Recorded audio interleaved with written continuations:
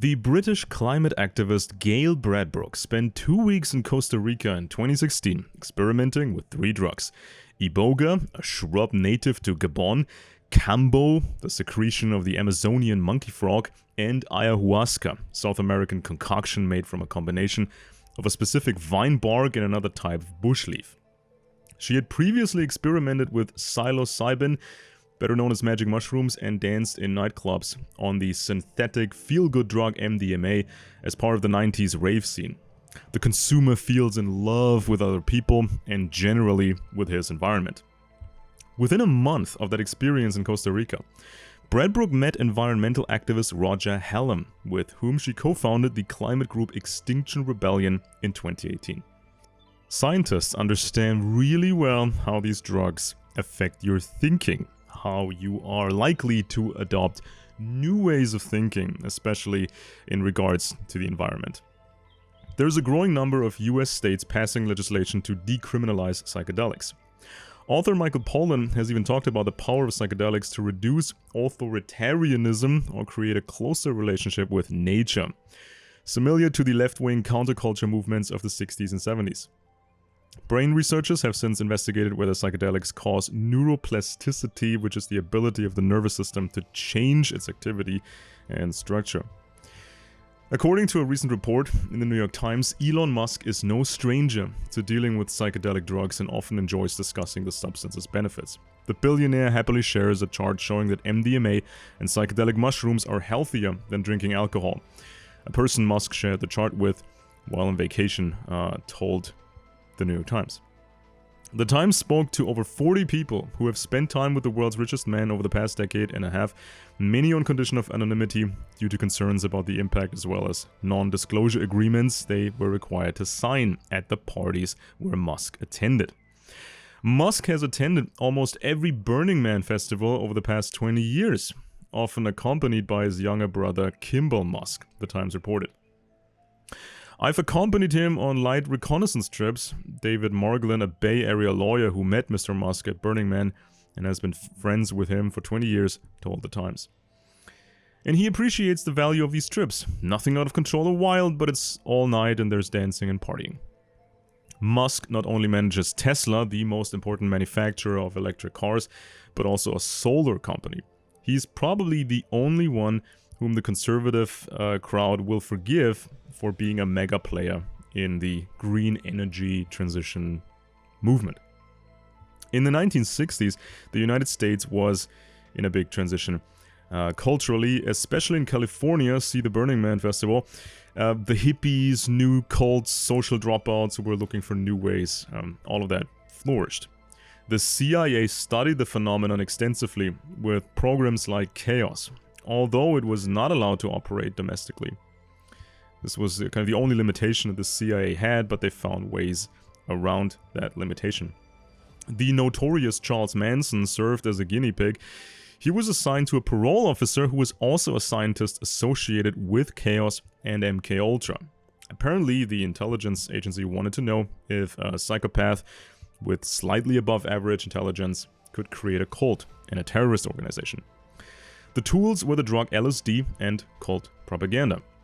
So the drug softens you up, it changes your brain, and then you are willing to accept these new thoughts and ideas. Manson's group murdered the pregnant actress Sharon Tate and attempted to make the scene appear as if African Americans had committed the crime. That way, Manson apparently wanted to create great attention in society. He preached apocalyptic civil wars. Now, this is a classic false flag operation. So apparently he got some more coaching how to create this chaos in society. The Unabomber Ted Kaczynski was also worked on during his college days by a scientist from the MKUltra program. LSD may have been involved. Kaczynski later bought a lonely cabin in Montana and sent parcel bombs to people involved in high-tech. His manifesto ended up in the press, blaming technology and capitalism for all problems. People would have to live like him instead, in touch with nature. There's been some rumor going around for a while that Greta Thunberg is supposedly writing Kaczynski. I mean, he has been he has been inspiration for green activists, even though Kaczynski was leaning more to the right wing, but that really doesn't matter that much. As early as the 1960s, the CIA fed data on radicalism and population groups into computers and simulated their behavior in the future. So this started with projects such as Camelot, but they got caught after a year, so they had to do what they always do. They claimed the program was small, it was a failure, and it was ended. None of it was true. They simply split up this thing and gave it new names and then continued on. So nowadays, of course, they can simulate entire populations, and they know who can be turned into a radical and with what methods, and so on and so forth. Quote, I've spoken to many more people who have benefited from psychedelics and ketamine than SSRIs and amphetamines, Elon Musk wrote on Twitter. Psychedelics induce a state of intoxication in which the user feels as if they are one with the universe, as if everything is connected to everything. Your own ego doesn't really matter, only the community matters. Everything has a soul, even plants, and so on. In January 2018, scientists at Imperial College London found that psilocybin, the active ingredient in magic mushrooms, led to a significant increase in the feeling of connectedness with nature after just one single dose. 7 to 12 months later, this effect continued. In the 1960s and 1970s, the frequent use of psychedelic drugs coincided with new environmental movements. Some claim it is no coincidence that these things came about together. Elon Musk's close friend is the leading podcaster Joe Rogan, who is passionate about psychedelics and the 1960s culture. He describes himself as left-wing politically, but his fans forgive him for this, as he has supported the Republicans for a few years. Now, ironically, Joe Rogan had on his podcast the author Tom O'Neill, who wrote a book about Charles Manson, Operation CHAOS, and the CIA.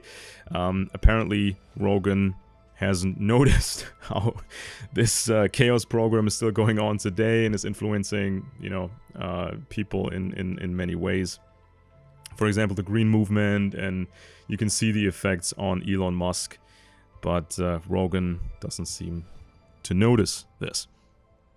Matthias Forstmann, a social psychologist and postdoctoral fellow at Yale University, tried to solidify the connection in a 2017 study that asked nearly 1,500 people about drug experiences, a connection to nature and eco-friendly behaviors like recycling or saving water. A researcher named Gandhi agreed that ego dissolution during a drug high is probably a key mechanism. Psychedelics are believed to affect the default mode network in the brain, a collection of interconnected regions of the brain. They are most active when the brain is at rest or focused on the inner self.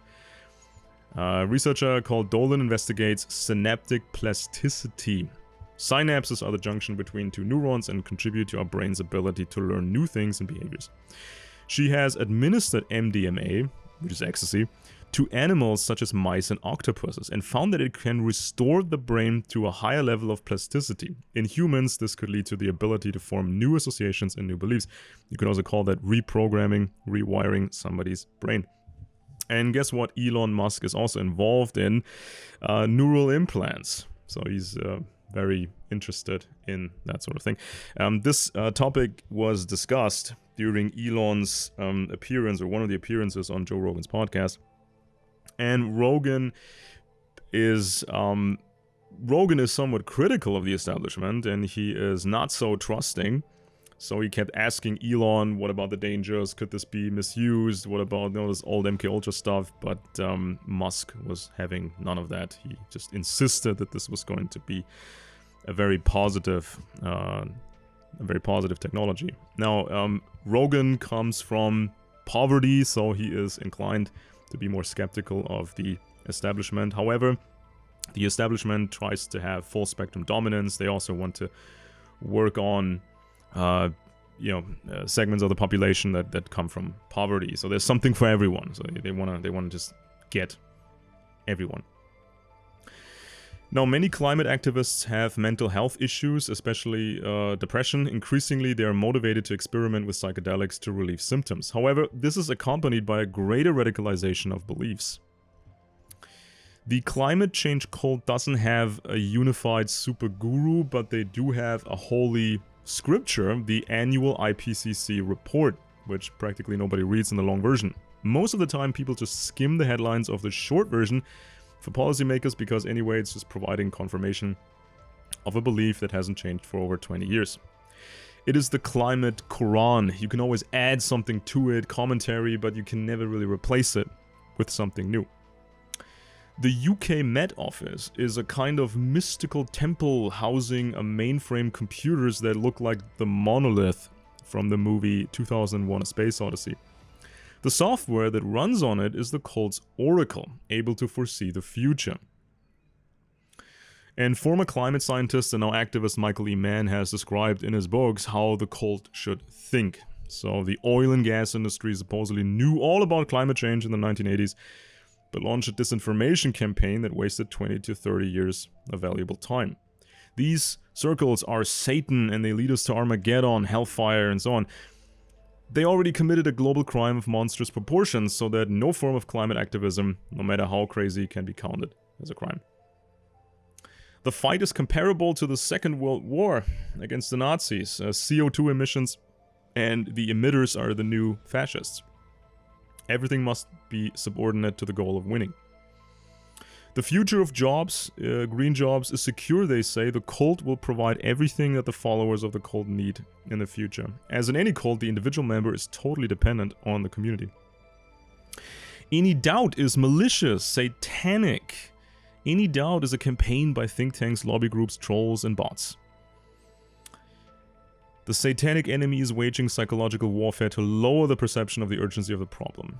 Any deviation from apocalyptic belief is inherently malicious, they say. Activists should be as young and stupid as possible, or at least think like children. What matters is the willingness to act and the loyalty to the cult. Independent thinking and proper education is undesirable. So, the followers keep emphasizing science that they don't understand at all. Even leading scientists can hardly keep track of their subsection of a subsection of this whole, scientific field, because the amounts of data are far too large, and it's impossible to estimate the actual margins of error. So only the belief in the magical monolithic supercomputer blocks of the Temple Oracle in the UK Met Office, only the belief is what matters. And if you look at these computer-generated images fed from satellites, they look like states of psychedelic intoxication. So if you stare at this stuff long enough, you will feel a bit woozy. So cult experts know how to lure in members and work them, get them to speak out publicly, get them to affirm and confirm, get them to get themselves dirty, make them face glaring rejection from outside the cult so that they're only comfortable within the group. If the young activists burn out, even the psychotropic drugs no longer help. The Prozac doesn't help. And if the vegan diet makes them crazy and miserable, they are told that the devilish circles are to blame. The best thing to do is isolate yourself from old friends and family members. And leaving the cult means being alone, lonely, with a lot of mission and purpose in life. So over here in Germany, therapists have formed the group Psychologists for Future. 400 volunteers want to help the climate activists. And now we get a cannabis legalization over here, and possibly even the legalization of psychedelics. Now, I'm not getting into the overall drug debate. This is, of course, more complex. These substances can have a beneficial effect, but you have to remember the governments, they are the experts in this. They are the cult experts, and they know how to program people.